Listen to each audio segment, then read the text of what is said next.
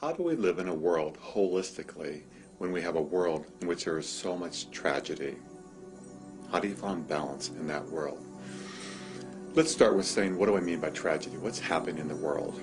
You know, if you watch the news, whether today, tomorrow, 10 years from now, or 10 years ago, you're always going to find somewhere in the world there's going to be a drama of something horrible happening, something bad's happening around the world, somewhere, guaranteed. So what do you do with that? How do you live life caring for yourself, caring for those around you, and yet ignore or totally dive into or distract from all the concerns of the world? As part of being whole, it's not just caring for yourself and caring for your loved ones, it's caring for everyone around you. You know, the whole planet matters. It all matters. You know, we've had guests on here talk about the clothing we wear, you know, our relationships we have, the friends we have, and you know, people at a far distance matter too. So how do we do that? First thing to do is, before you get overwhelmed, because you can get so overwhelmed by all the tragedy in the world, it's saying, I want to make a difference. I want to help people around the world. But you cannot help anyone, or everyone, everyone. You'd like to help anyone, but you can't help everyone. So what you do is you say, I'm going to choose two things that I'm going to really care about. Perhaps you're going to care about hunger in Afghanistan, or perhaps you're going to care about homeless in your local city that you live nearby. But choose a couple things that you are passionate about, and then proactively get involved. And there's really two ways you can get involved. One is to work for the organization, go out in the field and help the people around the world, or wherever your mission is. The other thing you can do is give money. You can give your money. So it's time or money. Those are the two main ways that we can proactively be involved in making the world a better place, which I encourage everyone to do. I learned that years ago when I was in graduate school. A professor of mine, he said, you will get overwhelmed if you take on all the challenges of the world. So pick two, and then do something. Make a difference. And your money makes a difference, and your time makes a difference. If you have more money and less time, give more of your money. If you have more time and don't have much money, give a lot of your time.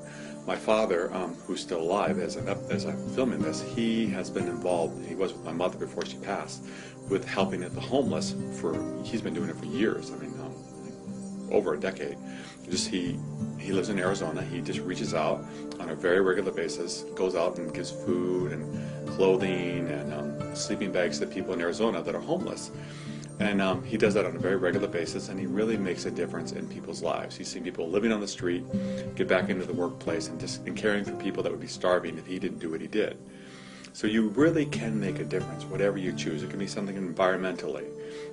It doesn't matter so much what it is, but limit yourself to a couple causes. I suggest you can do more, but I suggest two. Do them well, but then the key is to be holistic after you've done your cause. After you've reached out and done what you need to do, written that check or given your time, don't let it keep pestering you in your brain saying, oh, that poor person that's living on the street, or those poor people that are dying in Afghanistan. Wherever it is, whatever your cause is, if you think about it over and over and over again, when you can't do anything about it, that will cause you suffering.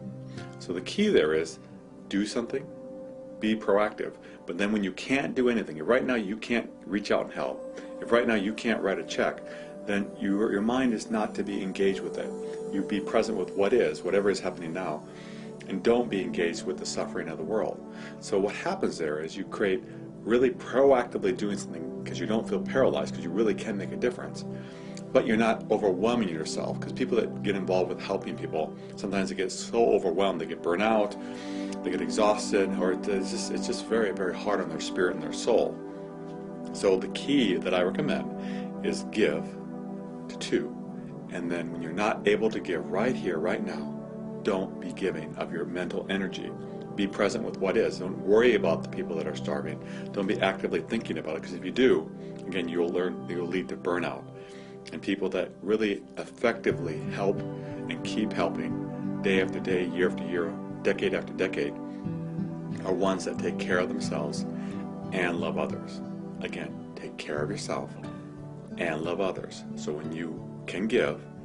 But when you don't have the time right now because you're doing something else to give to yourself, and ultimately just be. Peace. Our first question this week comes to us from Richard P. in Atlanta, Georgia. And he writes in, I've been working hard to quiet my mind, but have been getting more stressed because I can't seem to do it. Any suggestions? Richard, a lot of people struggle with quieting their minds. And I think it's very common for people to say, I don't know what to do. My mind just goes and goes and goes and goes and goes. And what I have found over the years, that probably the most effective way of quieting your mind, and there are many, but one that I really like, is what I call a guided meditation. And what you do is you have someone who's leading a meditation, and you listen to what they're saying. And as you listen to what they're saying, even though they're talking, they'll talk about relaxation and following your breath and just telling you how to quiet your mind. And even though it's not completely still, their guidance allows you to move into a very relaxed, tranquil place. The first time I ever discovered this, I had a man that I'd been working with for a while, and the longest he'd been able to meditate was for 5 minutes. I mean, he tried and tried and tried, but he just couldn't quiet his mind.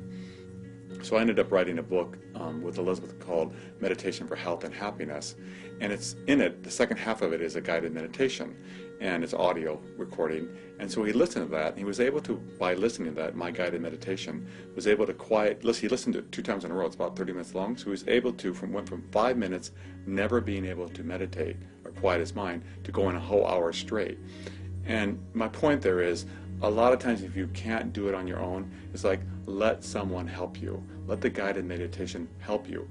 And then once you get used to it, like once you kind of get used to riding a bike with training wheels, you can finally take them off and ride it on your own. But just to jump on it without training wheels can be a little dangerous or scary when you're riding a bike. And though quieting your mind isn't as, of course, scary, it can be just as difficult. So what a guided meditation does, it helps you ride the quieting by someone helping you along the way. It's like training wheels helping you, and it can be a wonderful way of meditating. I don't want to diminish it at all in any regard. It's a great way to learn to quiet the mind. It's just helping you do that. And what do you think?